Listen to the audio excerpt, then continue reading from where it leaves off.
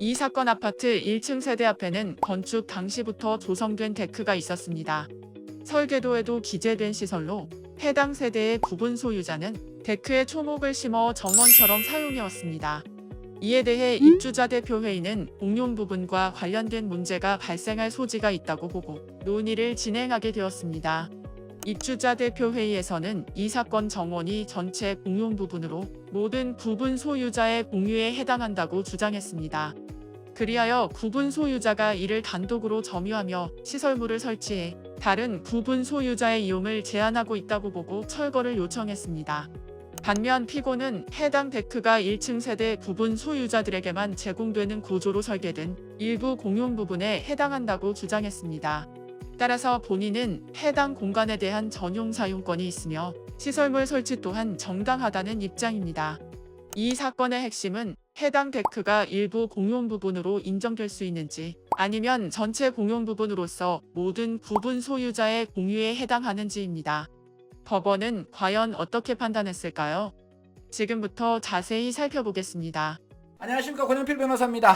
2024년 중요 판례 6번째 시간입니다. 아파트 1층 세대 앞에 설치된 데코가 이제 개인적으로 사용하는 공간이 종종 발생할 수 있는데, 어떤 아파트들은 이 데코를 증축하다가 이제 아파트 측으로부터 철거 청구가 된 사안입니다. 이 데코 자체가 과연 전용 사용권이 인정되는가? 즉 전유 부분은 아니라고 하더라도 일부 공용 부분, 이 공용 부분 중에서 특정 세대에게 전용 사용권이 인정되는지 여부가 문제가 됩니다. 이에 대해서 일부 공용 부분 법리가 적용이 되는데, 법원은 집합 건물의 어느 부분이 전유 부분인지 공용 부분인지 여부는 구분 소유가 성립한 시점, 원칙적으로 건물 전체가 완성되어 당해 건물에 관한 검정물 대장에 집합 건물로 등재된 시점을 기준으로 한다. 그 이후에 변경하는 경우에는 인정되지 않는다는 것이죠. 이 사건에서 사실 법원에서 가장 중요하게 생각하는 것이 자유로운 통행이 가능한지 여부가 가장 핵심인데, 이 사건에서 전유 세대 바로 앞에 설치되어 있고 일단 식물이 이렇게 식재되어 있는 상황이라면